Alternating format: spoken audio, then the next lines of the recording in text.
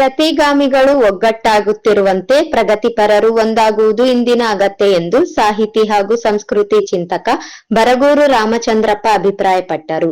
ನಗರದ ಪಂಡಿತ ಸಿದ್ದರಾಮ ಜಂಬಲ್ದಿನ್ನಿ ರಂಗಮಂದಿರದಲ್ಲಿ ದಲಿತ ಸಾಹಿತ್ಯ ಪರಿಷತ್ ರಾಜ್ಯ ಘಟಕದ ವತಿಯಿಂದ ಹಮ್ಮಿಕೊಂಡಿದ್ದ 11ನೇ ಅಖಿಲ ಭಾರತ ದಲಿತ ಸಾಹಿತ್ಯ ಸಮ್ಮೇಳನವನ್ನು ಉದ್ಘಾಟಿಸಿ ಮಾತನಾಡಿದರು. ಪ್ರಸ್ತುತ ಸಂದರ್ಭದಲ್ಲಿ ಸಾಮಾಜಿಕ ಶ್ರೇಣೀಕರಣ, ಆರ್ಥಿಕ ಕೇಂದ್ರೀಕರಣ ಮತ್ತು ಧಾರ್ಮಿಕ ಧ್ರುವೀಕರಣವಾಗುತ್ತಿರುವುದರಿಂದ ಎದುರಾಗಿರುವ ಸವಾಲುಗಳಿಗೆ ನಾವಿಂದು ಎದುರಾಗಬೇಕಿದೆ ಎಂದರು. ಸಂಕಟಗಳ ಸ್ಫೋಟವೇ ದಲಿತ ಸಾಹಿತ್ಯ. ದಲಿತ ಸಾಹಿತ್ಯವನ್ನು ಸ್ವಾನುಭಾವದಿಂದ ಬರೆಯುವುದು ಒಂದು ಪರಿಯಾದರೆ, ದಲಿತ ಪರವಾಗಿ ಬರೆಯುವ ದಲಿತೇತರ ಸಾಹಿತ್ಯ ಒಂದು ಕಡೆ. ಎರಡು ಬಗೆಯ ಸಾಹಿತ್ಯ ಚಿಂತನೆ ಒಂದೇ, ಅದು ಪ್ರಗತಿಪರ ಚಿಂತನೆ ಎಂದರು. ನಮ್ಮ ಬದುಕು ಹಕ್ಕಿನ ಬಗ್ಗೆ ಬರೆಯಬೇಕೇ ವಿನಃ ತಿನ್ನುವ ಹಕ್ಕಿನ ಬಗ್ಗೆ ಅಲ್ಲ ಎಂದು ಮಾರ್ಮಿಕವಾಗಿ ನುಡಿದರು.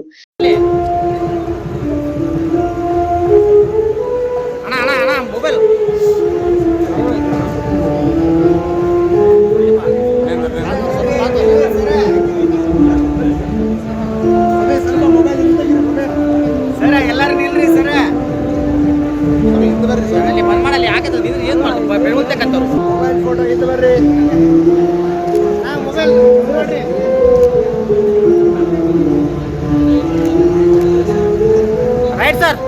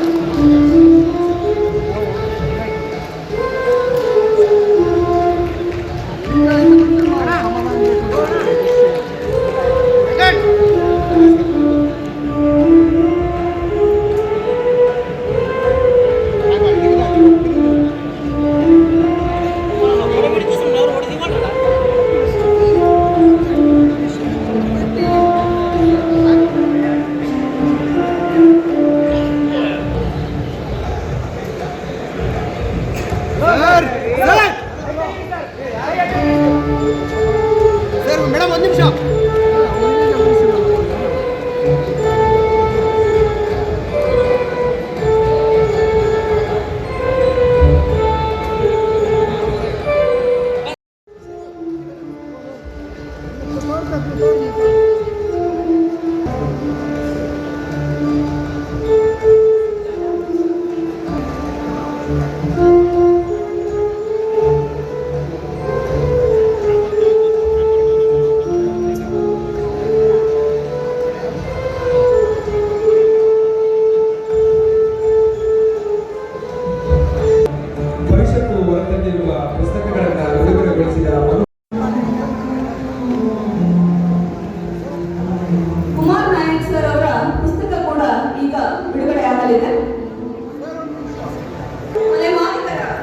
ಪ್ರಾಚೀನ ಚರಿತ್ರೆ, ಮೂಲ ತೆಲುಗು, ಗೋನಿಗಲ ರಾಮರಾವ್, ಕನ್ನಡಕ್ಕೆ ವೆಂಕಟೇಶ್ ಬೇವಿನ ಬೆಂಚಿಯವರು ಇದನ್ನ ಅನುವಾದ ಮಾಡಿದ್ದಾರೆ.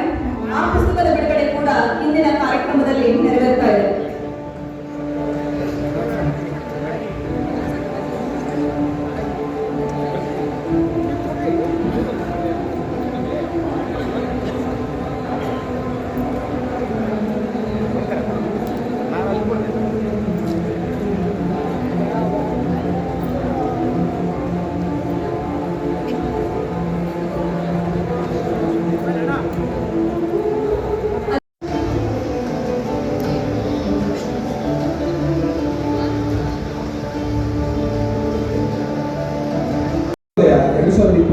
ಸ್ಮರಣ ಸಂಚಿಕೆಯನ್ನು ಕೂಡ ಇದೀಗ ವೇದಿಕೆಯಲ್ಲಿರುವ ನಾಡಿನ ಖ್ಯಾತ ಸಾಹಿತಿಗಳಾದ ಪ್ರೊಫೆಸರ್ ಬರಗೂರು ರಾಮಚಂದ್ರಪ್ಪ ಸರ್ ಅವರು ಬಿಡುಗಡೆಗೊಳಿಸುತ್ತಿದ್ದಾರೆ. ತಾವೆಲ್ಲರೂ ಜೋರಾದ ಚಪ್ಪಳ.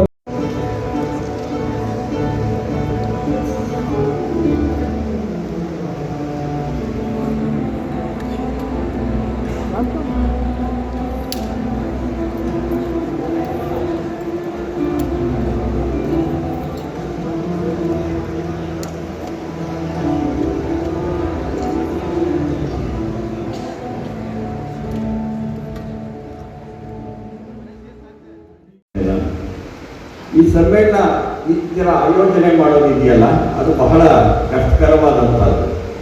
ನನಗೆ ಅರ್ಜುನ್ ಕೊಳಸಂಗಿ ಅವರು ಹೇಳ್ತಾ ಇದ್ರು, ಕನ್ನಡ ಮತ್ತು ಸಂಸ್ಕೃತಿ ಇಲಾಖೆಗೆ ಅವರು ಕೇಳಬೇಕಾದಂಥ ಎಲ್ಲ ದಾಖಲೆಗಳನ್ನು ಕೊಟ್ಟ ಮೇಲೂ ಸಹ ಅನುದಾನವನ್ನು ಬಿಡುಗಡೆ ಮಾಡಿಲ್ಲ ಅವರು ಅಂತ. ಅವರು ಕೇಳಿದ್ದೆಲ್ಲ ಕೊಟ್ಟಿದ್ದಾರೆ, ಕೊಡಬೇಕಾದದ್ದನ್ನು ಕೊಟ್ಟಿಲ್ಲ, ಅದಕ್ಕೆ ಬಿಡುಗಡೆ ಮಾಡಿಲ್ಲ ಅಂತ ಅಂದ್ಕೊಂಡಿದ್ದೀನಿ ನಾನು. ಅಂದರೆ ಕನ್ನಡ ಮತ್ತು ಸಂಸ್ಕೃತಿ ಇಲಾಖೆ ಇದೆಯಲ್ಲ, ಇಂತಹ ಕಾರ್ಯಕ್ರಮಗಳಿಗೆ ನಿಜವಾದ ಅರ್ಥದಲ್ಲಿ ಸಾಕಷ್ಟು ಅನುದಾನವನ್ನು ಕೊಡೋದ್ರ ಮುಖಾಂತರವಾಗಿ ದಲಿತ ಸಂಸ್ಕೃತಿಯ ಒಂದು ವಿಸ್ತರಣೆಗೆ, ದಲಿತ ಕಾಳಜಿಗೆ, ದಲಿತ ಪ್ರಜ್ಞೆಗೆ ಒಂದು ಗೌರವವನ್ನು ಸಲ್ಲಿಸಬೇಕಾಗಿರೋದು ಅದರ ಜವಾಬ್ದಾರಿ ಎಂದು ನಾನು ಭಾವಿಸಿಕೊಂಡಿದ್ದೇನೆ. ಈ ವೇದಿಕೆಯ ಮುಖಾಂತರವಾಗಿ ಕನ್ನಡ ಮತ್ತು ಸಂಸ್ಕೃತಿ ಇಲಾಖೆ ಈ ಸಮ್ಮೇಳನಕ್ಕೆ ಸಂಬಂಧಪಟ್ಟದ್ದು ಏನಿದೆ ಅನುದಾನ ಕೊಡಬೇಕಿದೆ ಅಂತ ಆಶ್ವಾಸನೆ ಕೊಟ್ಟಿದ್ರಲ್ಲ, ಆಶ್ವಾಸನೆಯನ್ನು ಈಡೇರಿಸಬೇಕು ಅಂತ ಹೇಳಿ ನಾನು ಒತ್ತಾಯವನ್ನು ಮೊದಲು ಮಾಡೋದಕ್ಕೆ ಇಷ್ಟಪಡ್ತೇನೆ. ಇಲ್ಲಿ ಅರ್ಜುನ್ ಕೊಳಸಂಗಿಯವರ ಕ್ರಿಯಾಶೀಲತೆ ಮತ್ತು ಜಯದೇವಿ ಗಾಯಕ್ವಾಡ್ ಅವರ ಕಾವ್ಯಶೀಲತೆ ಎರಡೂ ಸೇರಿಕೊಂಡಿದೆ.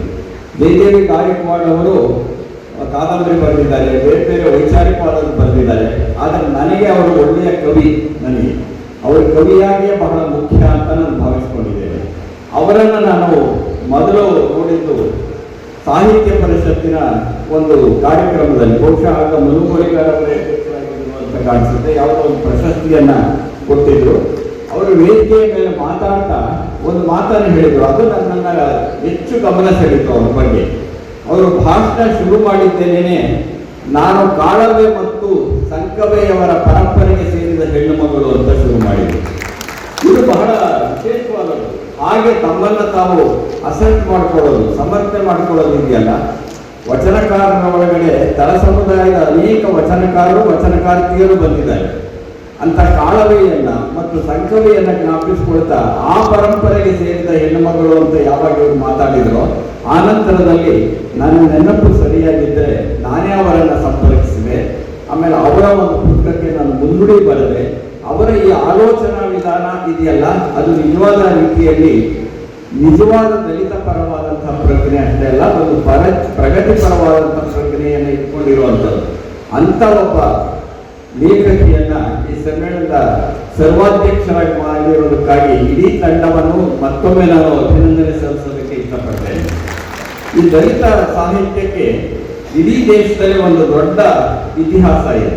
ನಾನು ಆಗಲೇ ಹೇಳಿದಾಗ 12ನೇ ಶತಮಾನದಲ್ಲಿ ಅನೇಕರು ಬರೆದಿರೋದುಂಟು. ಈಗ ಮಾದಾರ ಚೆನ್ನಯ್ಯ ಇರ್ಬೋದು, ರೋಹರ ಕಕ್ಕಯ್ಯ ಇರ್ಬೋದು, ಕಾಲವೇ ಇರ್ಬೋದು, ಅವರೆಲ್ಲರೂ ಒಂದು ಭಕ್ತಿ ಪರಂಪರೆಯ ನಡುವೆಯಲ್ಲಿ ನಿಂತುಕೊಂಡು ಬರೆದಂಥವರಾಗಿದ್ದರು.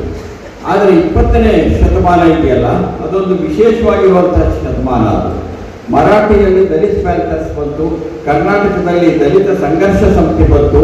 1974ರಲ್ಲಿ ಬಿ ಕೃಷ್ಣಪ್ಪನವರು ದಲಿತ ಸಂಘ ಅಂತ ಭದ್ರಾವತಿಯಲ್ಲಿ ಶುರು ಮಾಡಿದ್ದಾದ ಮೇಲೆ ಅದನ್ನೇ 1976ರಲ್ಲಿ ದಲಿತ ಸಂಘರ್ಷ ಸಮಿತಿ ಅನ್ನುವ ಹೆಸರಿನಲ್ಲಿ ಇಡೀ ರಾಜ್ಯಾದ್ಯಂತ ಅದು ವ್ಯಾಪಿಸಿಕೊಂಡಿತು. ದಲಿತರಲ್ಲಿ ಅಷ್ಟೇ ಅಲ್ಲ, ದಲಿತೇತರರಲ್ಲಿ ದಲಿತ ಪರವಾದಂತಹ ಜಾಗೃತಿಯನ್ನು ಮೂಡಿಸ್ತಾ ಬಂತು ದಲಿತ ಸಂಘರ್ಷ ಸಮಿತಿ. ಇದು ಬಹಳ ಮುಖ್ಯವಾದ್ದು ಅಂತಲೇ ನಾನು ಭಾವಿಸಿಕೊಂಡಿದ್ದೇನೆ. ಅಷ್ಟೇ ಅಲ್ಲ, ದಲಿತ ಸಾಹಿತ್ಯ ಗುಜರಾತಿನಲ್ಲಿದೆ, ಸಿಂಧಿಲಿದೆ, ಬಂಗಾಳಿಲಿದೆ, ಹಿಂದಿ, ಒರಿಯಾ, ಭೋಜ್ಪುರಿ, ಪಂಜಾಬಿ, ತಮಿಳು, ತೆಲುಗು, ಈ ಥರ ಬೇರೆ ಬೇರೆ ಭಾಷೆಗಳಲ್ಲಿದೆ. ಕೆಲವು ಸಾರಿ ಅದಕ್ಕೆ ಬೇರೆ ಬೇರೆ ಹೆಸರುಗಳನ್ನು ಕೊಟ್ಟಿರೋದು ಉಂಟು. ಬಂಗಾಳಿಯಲ್ಲಿ ಚರಲ್ ಸಾಹಿತ್ಯ ಅಂತ ಕರೀತಾರೆ, ದಲಿತ ಸಾಹಿತ್ಯ ಅನ್ನೋದು ಬಂದು ಚರಲ್ ಸಾಹಿತ್ಯ ಅಂತ ಕರೆಯಕ್ಕೆ ಶುರು ಮಾಡಿದರು. ಒರಿಯಾದಲ್ಲಿ ಒಬ್ಬ ಶೂದ್ರಮುನಿ ಸರಳದಾಸ ಅಂತಕ್ಕಂಥವರು ದಲಿತ ಪರವಾದಂಥ ಆಶಯವನ್ನು ಬಿತ್ತೋದಕ್ಕೆ ಆರಂಭ ಮಾಡಿದ. 1873ರಲ್ಲಿ ಜ್ಯೋತಿ ಬಾಪುಲೆ ಅವರು ಬರೆದಂತಹ ಗುಲಾಮಗಿರಿ ಇದೆಯಲ್ಲ, ಆ ಪುಸ್ತಕ ಇದೆಯಲ್ಲ, ಒಂದು ಹೊಸ ಪಲ್ಲಟಗಳನ್ನು ಉಂಟು ಮಾಡಿದ್ದುಂಟು ಇಡೀ ದೇಶದ ಒಳಗಡೆ. ಭಾರತದಲ್ಲಿ ಮೊಟ್ಟ ಮೊದಲ ದಲಿತ ಸಾಹಿತ್ಯ ಸಮ್ಮೇಳನ ನಡೆದದ್ದು 1958ರಲ್ಲಿ ಮುಂಬೈಯಲ್ಲಿ. ಅದನ್ನು ಅಣ್ಣಾಬಾವು ಸಾತೆ ಎನ್ನುವರು ಸಂಘಟಿಸಿದರು. ಇಲ್ಲಿರೋ ವಿಶೇಷ ಏನು ಅಂದರೆ, ಅಣ್ಣಾಬಾವು ಸಾತೆ ಇದ್ದಾರಲ್ಲ, ಅವರು ಮೂಲತಃ ಕಮ್ಯುನಿಸ್ಟರು. ಅವರು ಕಮ್ಯುನಿಸ್ಟರೊಬ್ಬರ ನೇತೃತ್ವದ ಒಳಗಡೆ ಮೊಟ್ಟ ಮೊದಲ ದಲಿತ ಸಾಹಿತ್ಯ ಸಮ್ಮೇಳನ ನಡೆದಿದ್ದೂ ಸಹ ನಾವು ಹೋಗಬೇಕಾಗಿರೋ ದಿಕ್ಕನ್ನು ತೋರಿಸ್ತಿದೆ ಅಂತ ನಾನು ಭಾವಿಸ್ಕೊಂಡಿದ್ದೇನೆ. ಇದು ಎಡಪಂಥೀಯರು ಅನುಸರಿಸಬೇಕಾಗಿರುವಂತಹ ಒಂದು ಪ್ರಧಾನ ಕಾಳಜಿಯ ಸಂಕೇತವೂ ಹೌದು. ಮತ್ತು ಅಸ್ಪೃಶ್ಯತೆಯ ವಿರುದ್ಧವಾಗಿ ದಲಿತ ಪರವಾಗಿ ನಾವು ತೆಗೆದುಕೊಳ್ಬೇಕಾಗಿರ್ತಕ್ಕಂಥ ಸಾರ್ವತ್ರಿಕವಾದಂಥ ನಿಲುವಿನ ಒಂದು ಸಂಕೇತ ಅಂತ ನಾನು ಭಾವಿಸ್ಕೊಂಡಿದ್ದೇನೆ. 1958ರಲ್ಲಿ ಮೊಟ್ಟ ಮೊದಲ ಬಾರಿಗೆ ದಲಿತ ಮತ್ತು ದಲಿತ ಸಾಹಿತ್ಯ ಎನ್ನುವ ಪರಿಕಲ್ಪನೆಗಳನ್ನು ಬಿತ್ತಲಾಯಿತು. ಇದು ದಲಿತ ಸಾಹಿತ್ಯಕ್ಕೆ ಇರತಕ್ಕಂಥ ವಿಶೇಷವಾದಂತಹ ಒಂದು ಇತಿಹಾಸ ಅಂತ ಅಂದ್ಕೊಂಡಿದೆ. ಆದರೆ ಈ ಸಾಹಿತ್ಯದ ಒಳಗಡೆ ಎರಡು ರೀತಿಯ ದಲಿತ ಪರವಾದಂಥ ಕಾಳಜಿಗಳಿವೆ. ಒಂದು ಸಹಾನುಭೂತಿ ಇರುವ ಸಂವೇದನೆ, ಒಂದು ಸಹಾನುಭೂತಿಯ ಸಂವೇದನೆ, ಇನ್ನೊಂದು ಸ್ವಾನುಭವದ ಸಂವೇದನೆ. ಸಹಾನುಭೂತಿಯ ಸಂವೇದನೆ ಇದೆಯಲ್ಲ, ಕನ್ನಡ ಸಾಹಿತ್ಯಕ್ಕೆ ಬಂದರೆ ನವೋದಯ ಸಾಹಿತ್ಯದಲ್ಲಿದೆ, ಪ್ರಗತಿಶೀಲ ಸಾಹಿತ್ಯದಲ್ಲಿದೆ, ಬಂಡಾಯ ಸಾಹಿತ್ಯದಲ್ಲಿದೆ. ಈ ಎಲ್ಲವನ್ನೂ ದಲಿತ ಪರವಾಗಿರುವ, ಅಸ್ಪೃಶ್ಯರ ಸಂಕಟಗಳ ಪರವಾಗಿರುವ ವಿಮೋಚನೆಯನ್ನು ಬಯಸ್ತಕ್ಕಂತಹ ಸಹಾನುಭೂತಿ ಪರವಾಗಿರತಕ್ಕಂಥ ಅಥವಾ ಸಹಾನುಭೂತಿಯ ಸಂವೇದನೆ ಅದು. ಆದರೆ ಸ್ವಾನುಭವದ ಸಂವೇದನೆ ಇದೆಯಲ್ಲ, ಅದು ದಲಿತರೇ ತಮ್ಮ ಬದುಕನ್ನು ಕುರಿತು ಬರೆದದ್ದು ಸ್ವಾನುಭವದ ಸಂವೇದನೆ. ಈ ಎರಡೂ ಪ್ರಾಮಾಣಿಕವಾದವೆ.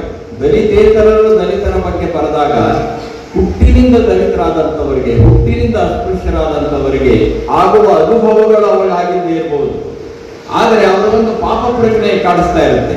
ನಾವು ಈಗ ಬಂದಿದ್ದೇವೆ, ಆದರೆ ನಮ್ಮ ಎದುರುಗಡೆ ಅಸ್ಪೃಶ್ಯತೆಯನ್ನು ಅನುಭವಿಸಿದ್ದಾರೆ, ನಮ್ಮ ಎದುರುಗಡೆ ದೌರ್ಜನ್ಯವನ್ನು ಅನುಭವಿಸಿದ್ದಾರೆ. ಅವ್ರ ಪರವಾಗಿ ನಾವು ನಿಲ್ಲಬೇಕು ಅನ್ನೋದಿದೆಯಲ್ಲ, ಅದು ಸಹ ಪ್ರಾಮಾಣಿಕವಾದದ್ದೇನೆ ಅದು.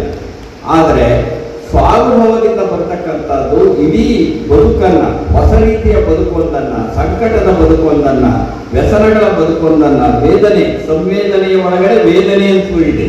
ಆ ವೇದನೆಯ ಸಂವೇದನೆಯನ್ನ ದಲಿತರು ಸ್ವತಃ ಅಕ್ಷರವನ್ನ ಕಲಿತ ಮೇಲೆ ಪ್ರಕಟಪಡಿಸಿದೆಯಲ್ಲ, ಅದು ಕರ್ನಾಟಕದಲ್ಲಿ ಮತ್ತು ಇಡೀ ದೇಶದಲ್ಲಿ ಒಂದು ಹೊಸ ಪಲ್ಲಟಗಳಿಗೆ ಕಾರಣವಾಗಿ ಹೊಂದಿಕೊಂಡಿದೆ.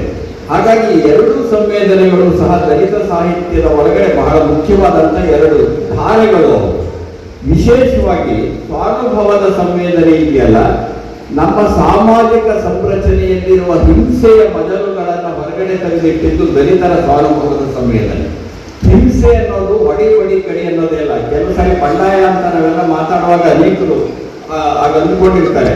ನಾವು ಪ್ರತಿ ಸಾರಿ ಹೇಳ್ತೀವಿ, ನಾನು ಎಲ್ಲರಂತನವರು ಇವರೆಲ್ಲ ಹೇಳ್ತಾ ಇರ್ತೀವಿ, ಒಡಿ ಕಡಿ ಅನ್ನೋದು ಬಂಡಾಯ ಅಲ್ಲ. ಅಂಬೇಡ್ಕರ್ ಅವರು ಎಂದೂ ಹಿಂಸೆಯನ್ನ ಪ್ರಚೋದನೆ ಮಾಡಿದವರಲ್ಲ. ಇದನ್ನ ನಾವು ನೆನಪಿಟ್ಕೋಬೇಕು. ಅಂಬೇಡ್ಕರ್ ನನ್ನ ದೃಷ್ಟಿಯಲ್ಲಿ ಬಹಳ ದೊಡ್ಡ ಅಹಿಂಸಾವಾದಿ ಅವರು. ಆ ಮಹಾ ಸತ್ಯಾಗ್ರಹ ನಡೆದಾಗ ಅವರ ಮೇಲೆ ಹಲ್ಲೆ ನಡೆದಾಗಲೂ ಸಹ ಅವರು ಕಾನೂನಿನ ಮುಖಾಂತರವಾಗಿ ಹೋರಾಟ ಮಾಡಿದರೆ ಹೊರತು ನೀವು ಅವರನ್ನು ಒಡಿರಿ, ಬಡಿರಿ, ಇರಿರಿ, ಚರ್ಮ ಎತ್ತರಿ ಅಂತ ಎಂದೂ ಹೇಳಲಿಲ್ಲ ಅಂಬೇಡ್ಕರ್ ಅವರು. ಇದು ಅಂಬೇಡ್ಕರ್ ದೊಡ್ಡ ಅಹಿಂಸವಾದಿಯಾಗಿದ್ದಂಥವರು. ಹಾಗಾಗಿ ನಾವು ಬಂಡಾಯದ ಮಾತಾಡಬಹುದು, ದಲಿತ ಬಂಡಾಯ ಸಂವೇದನೆ ಕುರಿತು ಮಾತಾಡಬಹುದು, ಹೋರಾಟಗಳನ್ನು ಕುರಿತು ಮಾತಾಡಬಹುದು. ಅವು ಇನ್ನೊಬ್ಬರನ್ನ ಹಿಂಸಿಸಬೇಕು ಅಂತಲ್ಲ, ಆದರೆ ತಮಗೆ ಆಗಿರುವ ಹಿಂಸೆ ಇದೆಯಲ್ಲ, ಅಗೋಚರವಾದ ಒಂದು ಹಿಂಸೆ ಇದೆ. ಹೊರಗಡೆ ಮೈ ಮೇಲೆ ದಾಳಿ ಮಾಡೋದು ದೌರ್ಜನ್ಯ, ಒಂದು ರೀತಿ ಇದೆ. ಇನ್ನೊಂದು ನಮ್ಮ ಸಾಮಾಜಿಕ ಸಂರಚನೆಯಲ್ಲಿಯೇ ಜಾತಿಯ ಕಾರಣಕ್ಕಾಗಿ, ವರ್ಣದ ಕಾರಣಕ್ಕಾಗಿ, ವರ್ಗದ ಕಾರಣಕ್ಕಾಗಿ ಒಂದು ಹಿಂಸೆ ಹರಿತಾ ಇರುತ್ತೆ. ಆ ಹಿಂಸೆಯನ್ನು ಅನುಭವಿಸಿದ ಬದುಕಿದೆಯಲ್ಲ, ಅದನ್ನ ಕನ್ನಡದ ಒಳಗಡೆ ಅನೇಕ ದಲಿತ ಸಾಹಿತ್ಯಗಳು ಹೊರಗಡೆ ತಂದಿದೆಯಲ್ಲ, ಅದು ನಮ್ಮ ಕನ್ನಡ ಸಾಹಿತ್ಯದ ಒಂದು ದೊಡ್ಡ ವಿಪ್ಲವ ಅಂತ ನಾನು ಭಾವಿಸಿಕೊಂಡಿದ್ದೇನೆ. ಕನ್ನಡ ಸಾಹಿತ್ಯ ಪರಿಷತ್ ಮಾಜಿ ಅಧ್ಯಕ್ಷ ಮನು ಬಳಿಗಾರ ಮಾತನಾಡಿ, ತಮ್ಮ ಅಧಿಕಾರಾವಧಿಯಲ್ಲಿ ಕನ್ನಡ ಸಾಹಿತ್ಯ ಪರಿಷತ್ದಿಂದ ದಲಿತ ಸಾಹಿತ್ಯ ಸಂಪುಟಗಳು ಹೊರಬಂದವು. ಅದೇ ರೀತಿ ಹೆಣ್ಣು ಮಕ್ಕಳ ಸಾಹಿತ್ಯಕ್ಕೆ ಆದ್ಯತೆ ಕೊಡಲಾಯಿತು. ಇಂತಹ ಸಮ್ಮೇಳನಗಳಿಂದ ಸಾಹಿತ್ಯ ಬೆಳವಣಿಗೆಗೆ ಕಾರಣವಾಗುತ್ತಿದೆ ಎಂದು ಹೇಳಿದರು. ಅಂತ ಶಿವನಿಗೆ ಹೇಳುವ ಧೈರ್ಯ ಯಾರಿಗಾದ್ರೂ ಇದ್ರೆ ಅದು ದಲಿತ ಶರಣರಿಗೆ ಮಾತ್ರ. 12ನೇ ಶತಮಾನದಲ್ಲಿ ಇಂತಹ ಶರಣರು ಮೊದಲು ಪ್ರಶ್ನೆ ಮಾಡಿದ್ದು ವೇದಶಾಸ್ತ್ರ ಪುರಾಣ ಆಗಮಗಳನ್ನ, ವೇದಗಳನ್ನ ಪ್ರಶ್ನೆ ಮಾಡ್ತಾರೆ, ಪುರಾಣಗಳನ್ನ ಪ್ರಶ್ನೆ ಮಾಡ್ತಾರೆ, ಆಗಮಗಳನ್ನ ಪ್ರಶ್ನೆ ಮಾಡ್ತಾರೆ, ಅಲ್ಲಿರುವ ಅವೈಚಾರಿಕತೆಯನ್ನು ಪ್ರಶ್ನೆ ಮಾಡ್ತಾರೆ, ಅಲ್ಲಿರುವ ಅವಿವೇಕವನ್ನು ಪ್ರಶ್ನೆ ಮಾಡ್ತಾರೆ. ಇದು ಸಾಧ್ಯ ಆದದ್ದು ದಲಿತ ಶರಣರಿಗೆ ಮಾತ್ರ. ಇದನ್ನು ಮುಂದುವರಿಸಿದವನು ಬಸವಣ್ಣ ಹೇಳೋದು, ಉನ್ನತ ಕುಲದಲ್ಲಿ ಹುಟ್ಟಿದನೆಂಬ ಕಷ್ಟದ ಹೊರೆಗೆ ಹೊರಿಸದಿರಯ್ಯ ಕೂಡಲ ಸಂಗಮ ದೇವ ಅಂತ. ನನ್ನನ್ನು ನಾನು ಆರುವನೆಂದರೆ ಕೂಡಲ ಸಂಗಮ ಮೆಚ್ಚುವನೆ. ನಾನು ಮದಾರ ಚೆನ್ನಯ್ಯನ ಮನೆಯ ಮಗ, ದಾಸಿಯ ಮಗ, ತತ್ತಿನ ಮಗ ಅಂತ 47 ಬಾರಿ ತನ್ನ ವಚನಗಳಲ್ಲಿ ಹೇಳಿಕೊಂಡವನು ಬಸವಣ್ಣ. ಬಸವಣ್ಣ ಹುಟ್ಟಿನಿಂದ ಬ್ರಾಹ್ಮಣರ ಕುಟುಂಬದಲ್ಲಿ ಇರಬಹುದು, ಆದರೆ ತಾನೆಂದು ಬ್ರಾಹ್ಮಣ ಕುಟುಂಬದಲ್ಲಿ ಹುಟ್ಟಿದವನೆಂಬ ಆ ಕಳಂಕ ನನ್ನ ಮೇಲೆ ಬರಬಾರದು, ಆ ಹೊರೆ ನನ್ನ ಮೇಲೆ ಬಾಧಿಸಬಾರದು ಅಂತ ಕೇಳಿಕೊಂಡವರು. ಹಾಗಾದ್ರೆ ನೀನು ಯಾರ ಮನೆ ಮಗ ಅಂದ್ರೆ, ನಾನು ಮಾದಾರ ಚೆನ್ನಯ್ಯನ ಮನೆಯ ಮಗ, ದಾಸಿಯ ಮಗ, ಪತ್ತಿನ ಮಗ ಅಂತ ತನಗೆ ತಾನು ತನ್ನ ಜಾತಿ ಶ್ರೇಣೀಕರಣದಿಂದ ಕೆಳಗೆ ಬಂದು ಸಮಾಜದ ಕಟ್ಟಕಡೆಯ ಮನುಷ್ಯ ಯಾರಿದ್ದಾನೆ ಅವನ ಜೊತೆ ನಿಂತು ತನ್ನನ್ನು ಸಮೀಕರಿಸಿಕೊಂಡವನು. ದಲಿತ ಸಾಹಿತ್ಯದ ಮೂಲ ಆಶಯಗಳು ಇವು. ಈ ಸಮಾಜದ ಅವೈಜ್ಞಾನಿಕತೆಯನ್ನು ಪ್ರಶ್ನಿಸುವುದು, ಈ ಸಮಾಜದ ಅವಿವೇಕವನ್ನು ಪ್ರಶ್ನಿಸುವುದು, ಯಾರು ತಮ್ಮನ್ನು ತಾವು ಜಾತಿಯಿಂದ ಶ್ರೇಷ್ಠರು, ಹುಟ್ಟಿನಿಂದ ಗರಿಷ್ಠರು ಅಂತ ಭಾವಿಸಿಕೊಂಡಿರ್ತಾರೆ, ಅವರಿಗೆ ವಿವೇಕವನ್ನು ತಂದು ಕೊಡುವ ಕೆಲಸವನ್ನ ಮಾಡುವುದು ದಲಿತ ಸಾಹಿತ್ಯದ ಮುಖ್ಯವಾದ ಕೆಲಸ. ನಮ್ಮ ದಾಸರನ್ನು ಕಾಡಿದ ಪ್ರಶ್ನೆಗಳು ಇವೆ.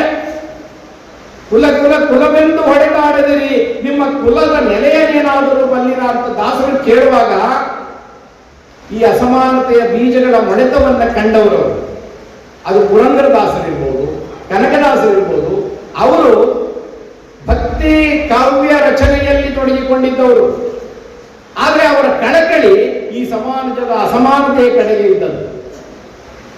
ಇವತ್ತು ಆಧುನಿಕತೆ, ಚಂದ್ರಯಾನ ಇವೆಲ್ಲವೂ ನಡೀತಿದೆ. ಆ ಚಂದ್ರಯಾನದ ಜೊತೆಗೆ ಚಂದ್ರಯಾನದಷ್ಟೇ ಸಾಮಾಜಿಕ ಅಂತರ ಕೂಡ ನಮ್ಮ ನಡುವೆ ತಾಂಡವವಾಡುತ್ತಿದೆ. ಚಂದ್ರಯಾನಕ್ಕೂ ಸಾಮಾಜಿಕ ಅಂತರಕ್ಕೂ ಬಹಳ ವ್ಯತ್ಯಾಸ ಏನೂ ಇಲ್ಲ ಅಂತ ನನಗೆ ಅನಿಸ್ತಾ ಇದೆ. ಸಾಹಿತಿ ಎಲ್ ಹನುಮಂತಯ್ಯ ಅವರು ದಲಿತ ಸಾಹಿತ್ಯ ಹಾಗೂ ಕನ್ನಡ ಸಾಹಿತ್ಯ ಬೇರೆ ಅಲ್ಲ, ಬದಲಿಗೆ ಕನ್ನಡ ಸಾಹಿತ್ಯದ ಆಶಯದ ಹೂರಣ ದಲಿತ ಸಾಹಿತ್ಯದಲ್ಲಿ ಅಡಗಿದೆ ಎಂದರು. ಸಂಸದ ಜಿ ಕುಮಾರ್ ನಾಯಕ್ ಮಾತನಾಡಿ, ಚಿಂತಕರ, ವಾಗ್ಮಿಗಳ, ಬುದ್ಧಿಜೀವಿಗಳ ಭಾಷಣ ಕೇಳಿ ಹೊಸ ಅನುಭವವಾಯಿತು ಎಂದರು. ಮತ್ತು ವಿದ್ವತ್ಪೂರ್ಣವಾದಂಥ ಮಾತನ್ನು ನಾವು ಈಗಾಗಲೇ ಕೇಳಿದ್ದೀವಿ. ಆದ್ದರಿಂದ ನಾನು ವೈಯಕ್ತಿಕವಾಗಿ ಹೆಚ್ಚು ಹೇಳುವಂಥದ್ದೇನಿಲ್ಲ. ಆದರೂ ಕೂಡ ಇಲ್ಲಿ ಈ ಸಂದರ್ಭದಲ್ಲಿ ಸಂತೋಷದಿಂದ ಹೇಳೋದು ಅಂತ ಹೇಳಿದರೆ, ನಾನಿರುವಂಥದ್ದು ಮಾತಿನ ಮನೆಯಲ್ಲಿ, ರಾಷ್ಟ್ರದ ಪಾರ್ಲಿಮೆಂಟ್ನಲ್ಲಿ. ಅಲ್ಲೂ ಕೂಡ ಬಹಳ ವಿದ್ವತ್ಪೂರ್ಣವಾಗಿ, ಬಹಳ ಚೆನ್ನಾಗಿ ಜನರ ಸಂವೇದನೆಯಿಂದ ಅಲ್ಲಿ ಪಾರ್ಲಿಮೆಂಟ್ಗೆ ಮತ್ತು ದೇಶಕ್ಕೆ ತಲುಪುವಂಥ ಕೆಲಸವನ್ನು ಮಾಡುವಂಥ ಸಾಕಷ್ಟು ಜನ ಇದ್ದಾರೆ. ಆದರೆ ಇವತ್ತಿನ ದಿವಸ ಇದೇನು ನಾನು ಕೇಳಿದ್ದೆಲ್ಲ ಭಾಷಣಗಳು, ಅದು ಅತ್ಯಂತ ನನಗೆ ಬೇರೆ ರೀತಿಯ ಅನುಭವವನ್ನು ತಂದುಕೊಟ್ಟಿದೆ. ನನ್ನನ್ನು ಇನ್ನೂ ಹೆಚ್ಚು ಸಶಕ್ತನನ್ನಾಗಿ ಮಾಡಿದೆ ಅಂತಲೇ ನಾನು ಹೇಳಲಿಕ್ಕೆ ಬಯಸ್ತಾ ಇದ್ದೇನೆ. ನಾವು ಓದಿ ತಿಳ್ಕೊಂಡಿರೋದು ಹಲವಾರಿರ್ಬೋದು, ಆದರೆ ಯಾವತ್ತಾದರೂ ಕೆಲವು ನಿಮಿಷಗಳ ಕಾಲ, ಕೆಲವು ಗಂಟೆಗಳ ಕಾಲ ವಿದ್ವಾಂಸರ ಜೊತೆ ಕಳೀತು ಅಂತ ಹೇಳಿದ್ರೆ ಅದರಿಂದ ಬರುವಂಥ ಏನು ಲಾಭ ಏನಿದೆ ಅಲ್ಲ, ಆ ಲಾಭ ಲೆಕ್ಕಾಚಾರ ಹಾಕಿಕೊಂಡೇ ನಾನು ಬಂದಿದ್ದು, ನನಗೆ ಲಾಭ ಆಗಿದೆ ಅಂತ ಹೇಳಲಿಕ್ಕೆ ಬಯಸ್ತಾ ಇದ್ದೇನೆ. ಈಗಾಗಲೇ ಮಾತನಾಡಿದಂಥವರು ಹಿರಿಯರು ಹೇಳಿದ್ದಾರೆ, ಇವತ್ತಿನ ವಿಕೋಪ ಮತ್ತು ಯಾವ ಪರಿಸ್ಥಿತಿ ನಾವು ನೋಡ್ತಾ ಇರ್ತೀವಿ ಅಂತ ಹೇಳಿ. ಸಮಾಜದಲ್ಲಿ ಧ್ರುವೀಕರಣ, ರಾಜಕಾರಣದಲ್ಲಿ ನಿರಂಕುಶ ಪ್ರಭುತ್ವ, ಅದೇ ರೀತಿ ಆರ್ಥಿಕ ಪರಿಸ್ಥಿತಿಯಲ್ಲಿ ಮೊನಾಪೊಲಿಸ್, ಏಕಸ್ವಾಮತ್ವವನ್ನು ನಾವು ನೋಡ್ತಾ ಇದ್ದೇವೆ. ಇದು ನಾವು ಗುರಿ ಇಟ್ಕೊಂಡು ನಾವೇನು ಯಾವ ಒಂದು ಪ್ರಿಯಾಂಬಲ್ನಲ್ಲಿ ನಾವು ಈಗಾಗ್ತಾನೆ ಇದನ್ನು ಓದಿ ನಮ್ಮ ನೆನೆಸ್ಕೊಂಡ್ವಿ, ಆ ಆಶಯಗಳಿಗೆ ವಿಮುಖವಾಗಿ ತದ್ವಿರುದ್ಧವಾಗಿ ನಡೀತಾ ಇದ್ದೀವಿ ಅಂತ ಹೇಳಿ ನನಗಾದರೂ ಅನ್ನಿಸ್ತದೆ. ಆ ಸಂದರ್ಭದಲ್ಲಿ ಅದನ್ನು ವಿರೋಧಿಸಿ ಅದಕ್ಕೆ ಎದುರುತ್ತರವಾಗಿ ನಾವು ಶ್ರಮ ಪಡಬೇಕಾಗಿರುವಂಥದ್ದು ನಮ್ಮೆಲ್ಲರ ಕರ್ತವ್ಯ ಆಗಿದೆ. ವೈಯಕ್ತಿಕವಾಗಿ, ನಾಗರಿಕರಾಗಿ, ರಾಜಕಾರಣಿಯಾಗಿ ಆ ಕೆಲಸವನ್ನು ನಾವು ನಮ್ಮ ತಕ್ಕ ಮಟ್ಟಿಗೆ ನಮಗೆ ಸಿಕ್ಕ ವೇದಿಕೆಗಳಲ್ಲಿ, ಪಾರ್ಲಿಮೆಂಟಲ್ಲಾಗಬಹುದು ಅಥವಾ ರಾಜ್ಯದ ಶಾಸನಸಭೆಗಳಾಗಬಹುದು, ಎಲ್ಲಾದರೂ ನಾವು ಆ ಕೆಲಸವನ್ನು ಮಾಡ್ತಾ ಇರ್ತೀವಿ. ಆದರೆ ಆ ಮಾಡುವಂಥ ಸಂದರ್ಭದಲ್ಲಿ ನಮ್ಮ ಶಕ್ತಿ ಇಷ್ಟೇ ಸಾಲದು ಅನ್ನುವ ತೀವ್ರವಾದಂಥ ಪ್ರಜ್ಞೆ ನಮಗೆ ಕಾಡ್ತಾ ಇರ್ತದೆ. ಅಲ್ಲಿಂದ ಅಲ್ಲಿ ಒಳಗೆ ಹೋಗಿ ಇದ್ದಾಗ ಇದ್ರ ಬಗ್ಗೆ ಮಾತಾಡುವಾಗ ಮತ್ತು ಎದುರಾಳಿಯ ಶಕ್ತಿಗಳನ್ನ ನೋಡ್ತಾ ಇದ್ದಾಗ ಕೇವಲ ನಾವು ರಾಜಕಾರಣಿಗಳು ಮಾತ್ರ ಇದನ್ನು ಖಂಡಿತವಾಗಿ ಸಾಧ್ಯ ಮಾಡಲಿಕ್ಕೆ ಆಗೋದೇ ಇಲ್ಲ ಅಂತ ಹೇಳಿ ನನಗೆ ಅನಿಸ್ತದೆ. ಅದಕ್ಕೆ ಬೇಕಾಗಿರುವಂಥದ್ದು ಈ ಸಮೂಹ ಪ್ರಜ್ಞೆ, ಸಮೂಹ ಸಂವೇದನೆಯಿಂದ ರಚಿತವಾಗಿರುವಂಥ, ರೂಪುಗೊಂಡಿರುವಂಥ ಬುದ್ಧಿಜೀವಿಗಳು, ಸಹೃದಯರು ಮತ್ತು ವಾಗ್ಮಿಗಳು ಮತ್ತು ಬರಹಗಾರರು ಎಲ್ಲರೂ ಈ ಒಂದು ಶಕ್ತಿಯನ್ನು ನಮಗೆ ತುಂಬಿಕೊಡ್ಬೇಕು ಅಂತ ಹೇಳಿ ಈ ಸಂದರ್ಭದಲ್ಲಿ ಆಗ್ರಹಪಡಿಸ್ತಾ ಇದ್ದೀನಿ. ದಲಿತ ಸಾಹಿತ್ಯ ಸಮ್ಮೇಳನ ಇವತ್ತೇನು ನಡೀತಾ ಇದೆ, ಅದು ನಮ್ಮ ಎದುರಾಗಿರುವ ಸವಾಲನ್ನು ಸ್ವೀಕರಿಸುವಂಥ ಒಂದು ನಿರ್ಧಾರವನ್ನು ಒಮ್ಮನದಿಂದ ಕೈಗೊಳ್ಳಲಿ ಅಂತ ಹೇಳಿ ಈ ಸಂದರ್ಭದಲ್ಲಿ ಆಶಿಸಿ ಡಾಕ್ಟರ್ ಜಯದೇವಿ ಗಾಯಕವಾಡ ಸರ್ವಾಧ್ಯಕ್ಷತೆ ವಹಿಸಿದ್ದರು. ನಮಗೆಲ್ಲ ದಾರಿ ದೀಪವಾಗಿರ್ತಕ್ಕಂಥ ಶೋಷಿತ ಸಮುದಾಯದ ಬದುಕನ್ನು ಕಟ್ಟಿಕೊಳ್ಳಲಿಕ್ಕೆ ಪ್ರೇರಕರಾಗಿರ್ತಕ್ಕಂಥ ಬಾಬಾ ಸಾಹೇಬ್ ಅಂಬೇಡ್ಕರ್ ಅವರಿಗೆ ಮತ್ತು ಮಹಾತಾಯಿ ರಮಾಬಾಯಿ ಅಂಬೇಡ್ಕರ್ ಅವರಿಗೆ ಮತ್ತು ನಮ್ಮೆಲ್ಲರ ಪ್ರೀತಿಯ ಯುವಕನಾಗಿರ್ತಕ್ಕಂಥ ಜೀವನ್ ಗೋಡ್ಸೆಂಗಿ ಅವರಿಗೆ ನಾನು ಈ ನನ್ನ ಸಮ್ಮೇಳನದ ಸರ್ವಾಧ್ಯಕ್ಷತೆಯ ಪಟ್ಟವನ್ನ ನಾನು ಈ ಸಂದರ್ಭದಲ್ಲಿ ಅರ್ಪಣೆ ಮಾಡ್ತಾ ಇದ್ದೇನೆ. ಬಂಧುಗಳೇ, ನಮ್ಮ ಅರ್ಜುನ್ ಗೋಡ್ಸೆಂಗಿಯವರ ಮಗ ಜೀವನ್ ಗೋಡ್ಸೆಂಗಿಯವರು ಅಕಾಲಿಕ ಮರಣದಿಂದ ಇವತ್ತು ನಮ್ಮೆಲ್ಲರಿಗೆ ದುಃಖ ಆಗಿದೆ. ನಾನು ಈ ಸಂದರ್ಭದಲ್ಲಿ ಒಂದು ಮಾತನ್ನ ಹೇಳೋದಕ್ಕೆ ಇಚ್ಛೆ ಪಡ್ತೇನೆ. ಜೀವನ್ ಕೇವಲ ಮಲ್ಲಿಕಾ ಮತ್ತು ಅರ್ಜುನ್ ದಂಪತಿಗಳ ಮಗ ಅಷ್ಟೇ ಅಲ್ಲ, ನಮ್ಮೆಲ್ಲ ಸಾಹಿತ್ಯ ಪರಿಷತ್ತಿನ ಮಗ, ನಮ್ಮ ಸಮುದಾಯದ ಮಗ. ಅಂಥ ಮಗನನ್ನ ಕಳೆದುಕೊಳ್ಳುವುದರ ಮೂಲಕ ಇವತ್ತು ನಾವೆಲ್ಲ ದುಃಖದ ಮಡುವಿನಲ್ಲಿದ್ದೇವೆ. ಅದಕ್ಕಾಗಿ ಈ ಸಂದರ್ಭದಲ್ಲಿ ನಾನು ಅತ್ಯಂತ ದುಃಖ ಭರಿತರಾಗಿ ಆತನಿಗೆ ಶ್ರದ್ಧಾಂಜಲಿಯನ್ನ ಅರ್ಪಣೆ ಮಾಡ್ತಾ ಇದ್ದೇನೆ. ದಲಿತ ಸಾಹಿತ್ಯ ಪರಿಷತ್ತು ಇವತ್ತು ಜನಸಾಮಾನ್ಯರ ಸಾಹಿತ್ಯ ಪರಿಷತ್ತು ಆಗಿದೆ. ಅನೇಕ ದಲಿತ ಸಾಹಿತಿಗಳನ್ನ, ಅನೇಕ ಹೋರಾಟಗಾರರನ್ನ, ಅನೇಕ ಕಲಾವಿದರನ್ನ ಬೆಳೆಸುವುದರ ಮೂಲಕ ದಲಿತ ಸಾಹಿತ್ಯ ಪರಿಷತ್ತು ಕನ್ನಡ ಸಾಹಿತ್ಯಕ್ಕೆ ಒಂದು ಅಮೋಘವಾಗಿರ್ತಕ್ಕಂಥ ಕೊಡುಗೆಯನ್ನ ನೀಡಿದೆ. ಸುಮಾರು 30 ವರ್ಷಗಳಿಂದ ಈ ದಲಿತ ಸಾಹಿತ್ಯ ಪರಿಷತ್ತು ಹುಟ್ಟಿಕೊಂಡು ಅನೇಕ ದಲಿತ ಚಳುವಳಿಗಾರರಿಗೆ ಮತ್ತು ದಲಿತ ಸಾಹಿತಿಗಳಿಗೆ ಒಂದು ಹೊಸ ಇಂಬನ್ನ ನೀಡುವುದರ ಮೂಲಕ ಇವತ್ತು ರಾಯಚೂರಿನಲ್ಲಿ ಒಂದು ಸುವರ್ಣಾಕ್ಷರಗಳಿಂದ ಬರಬೇಡತಕ್ಕಂಥ ಒಂದು ಸಮ್ಮೇಳನ ಮಾಡಿದೆ ಎಂದು ನಾನು ಭಾವಿಸಿಕೊಂಡಿದ್ದೇನೆ. ಅಷ್ಟೇ ಅಲ್ಲ, ಅನೇಕ ಮೌಲಿಕ ಕೃತಿಗಳನ್ನ 69 ಪುಸ್ತಕಗಳನ್ನ ಪ್ರಕಟ ಮಾಡುವುದರ ಮೂಲಕ ಮತ್ತು ಗೌರವಯುತವಾದ ಅನೇಕ ಮೌಲಿಕವಾಗಿರ್ತಕ್ಕಂಥ ಪುಸ್ತಕಗಳಿಗೆ ಪ್ರಶಸ್ತಿಯನ್ನ ಕೊಡುವುದರ ಮೂಲಕ ಒಂದು ರೀತಿಯ ಸಾಂಸ್ಕೃತಿಕವಾಗಿರ್ತಕ್ಕಂಥ ಪರಿಸರವನ್ನ ಈ ದಲಿತ ಸಾಹಿತ್ಯ ಪರಿಷತ್ತು ಮಾಡ್ತಾ ಬಂದಿದೆ.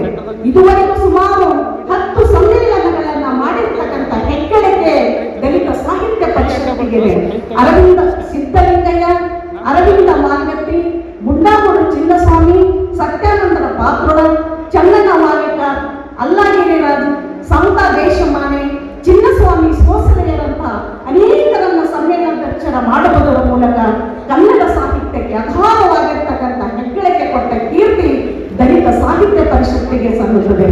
ಬಂಧುಗಳೇ, ನಾನು ಏಕಕಾಲಕ್ಕೆ ಅಸ್ಪೃಶ್ಯತೆ, ಬಡತನದ ಸಂಕಟ, ಹೆಣ್ಣಿನ ತಾರತಮ್ಯ ಅನುಭವಿಸಿದವಳು. ನನ್ನ ತಂದೆ ಮಲ್ಲಪ್ಪ ಗಾಯಕ್ವಾಡ್, ತಾಯಿ ಬಸಮ್ಮ ಉಪವಾಸ ಇದ್ದರೂ ಕೂಡ ನನ್ನನ್ನು ಓದಿಸಿದ್ದಾರೆ. ನನ್ನ ತಂದೆ ದಲಿತ ಚಳುವಳಿಗಳ ಪಿತಾಮಹರಾಗಿರ್ತಕ್ಕಂಥ ಬಿ ಶ್ಯಾಮಸುಂದರವರ ಪರಮ ಶಿಷ್ಯರು. ಆ ಕಾರಣಕ್ಕಾಗಿ ನಮ್ಮಲ್ಲಿ ವೈಚಾರಿಕ ಪ್ರಜ್ಞೆಯನ್ನ ಬೆಳೆಸಿರ್ತಕ್ಕಂಥವರು. ಆ ಮೂಲಕ ನಾನು ಬುದ್ಧ, ಬಸವ, ಬಾಬಾ ಸಾಹೇಬ್ ಅಂಬೇಡ್ಕರ್ ಅವರ ಚಿಂತನೆಗಳೊಂದಿಗೆ ನನ್ನ ಬದುಕನ್ನು ಕಟ್ಟಿಕೊಂಡಿದ್ದೇನೆ. ಬಾಬಾ ಸಾಹೇಬ್ ಅಂಬೇಡ್ಕರ್ ಅವರ ಬದುಕು ಮತ್ತು ಬರಹಗಳಿಂದ ಪ್ರೇರಿತಗೊಂಡು ನಾನು ಬರಹಗಳಲ್ಲಿ ತೊಡಗಿಸಿಕೊಂಡಿದ್ದೇನೆ. ಅಷ್ಟೇ ಅಲ್ಲ, ಇವತ್ತು ಬಾಬಾ ಸಾಹೇಬ್ ಅಂಬೇಡ್ಕರ್ ಅಂತವರು ಈ ದೇಶದಲ್ಲಿ ಹುಟ್ಟದೆ ಹೋಗಿದ್ದರೆ ಬಹುಶಃ ನನ್ನಂಥ ಒಬ್ಬ ದಲಿತ ಮಹಿಳೆ ಇವತ್ತು ಯಾರೋ ಗೌಡರ ಮನೆಯಲ್ಲಿ ಹೊಲದಲ್ಲಿ ಕಳೆ ತೆಗೆಯುವಂತಹ ಕೆಲಸ ಮಾಡಬೇಕಾಗಿತ್ತು. ಅದಕ್ಕಾಗಿ ಬಾಬಾ ಸಾಹೇಬ್ ಅಂಬೇಡ್ಕರ್ ಅವರ ಪ್ರೇರಣೆಯಿಂದ ನಾನು ಬರಹಕ್ಕೆ ತೊಡಗಿಸಿಕೊಂಡಿದ್ದೇನೆ. ದಲಿತ ಸಂಘರ್ಷ ಸಮಿತಿಯ ಕಾರ್ಯಕರ್ತೆಯಾಗಿ ನಾನು ಮಾತನಾಡುವುದನ್ನು ಕಲಿತುಕೊಂಡಿದ್ದೇನೆ ಎನ್ನುವಂತ ಸಂಗತಿಯನ್ನ ಈ ಸಂದರ್ಭದಲ್ಲಿ ನಾನು ಬಹಳ ಹೆಮ್ಮೆಯಿಂದ ಹೇಳಿಕೊಳ್ಳುತ್ತಿದ್ದೇನೆ. ನಾನು ಮೊದಲು ಬರೆಯುತ್ತಿರಲಿಲ್ಲ. ಅಣ್ಣ ಭೀಮಸೇನ್ ಗಾಯಕ್ವಾಡ್ ಅವರು ನನಗೆ ಮಾತನಾಡುವುದನ್ನು ಕಲಿಸಿದರೆ ನನ್ನ ಸಂಗಾತಿ ಗವಿಸಿದ್ದಪ್ಪ ಪಾಟೀಲ್ ಅವರು ನೀನು ಮಾತನಾಡುವುದನ್ನೇ ಬರೆಯುತ್ತಾ ಹೋಗು, ಏಕೆಂದರೆ ಮಾತುಗಳು ಸರಿದು ಹೋಗುತ್ತವೆ, ಬರಹ ದಾಖಲೆಯಾಗಿ ಉಳಿಯುತ್ತದೆ ಎನ್ನುವಂತಹ ಮಾತುಗಳನ್ನಾಡಿದರು. ಅಂದಿನಿಂದ ನಾನು ಬರವಣಿಗೆಯನ್ನು ತೊಡಗುವುದರ ಮೂಲಕ ನನ್ನ ಸಮುದಾಯದ ಸಂಕಟಗಳನ್ನ, ವೇದನೆಗಳನ್ನ, ತಲ್ಲಣಗಳನ್ನ, ನನ್ನ ಕೇಳಿಗೆ ಅನುಭವಿಸಿರ್ತಕ್ಕಂಥ ನೋವುಗಳನ್ನೇ ನನ್ನ ಸಾಹಿತ್ಯದಲ್ಲಿ ನಾನು ಅನಾವರಣ ಮಾಡಿದ್ದೇನೆ. ಹೀಗಾಗಿ ನನ್ನ ಕೇರಿಯ ಸಂಕಟ, ವೇದನೆಗಳೇ ನನ್ನ ಬರಹದ ಅಭಿವ್ಯಕ್ತಿ ಮಾಧ್ಯಮಗಳಾಗಿವೆ. ನನ್ನ ಅಪ್ಪನದು ಒಂದು ಸಣ್ಣ ನೌಕರಿ. ನಾವು ಶಾಸಕ ಡಾಕ್ಟರ್ ಶಿವರಾಜ್ ಪಾಟೀಲ್, ದಲಿತ ಸಾಹಿತ್ಯ ಪರಿಷತ್ ರಾಜ್ಯಾಧ್ಯಕ್ಷ ಅರ್ಜುನ ಗೋಳಸಂಗಿ, ಮಹಾನಗರ ಪಾಲಿಕೆ ಮಾಜಿ ಮೇಯರ್ ನರಸಮ್ಮ ನರಸಿಂಹಲು ಮಾಡಗಿರಿ, ಮಾಜಿ ಸದಸ್ಯ ಜಯಣ್ಣ, ಆರ್ಡಿಎ ಸದಸ್ಯ ನರಸಿಂಹಲು ಮಾಡಗಿರಿ, ಕೆ ಶಾಂತಪ್ಪ, ಕೃಷ್ಣ ಶಾವಂತಗೇರ ಉಪಸ್ಥಿತರಿದ್ದರು.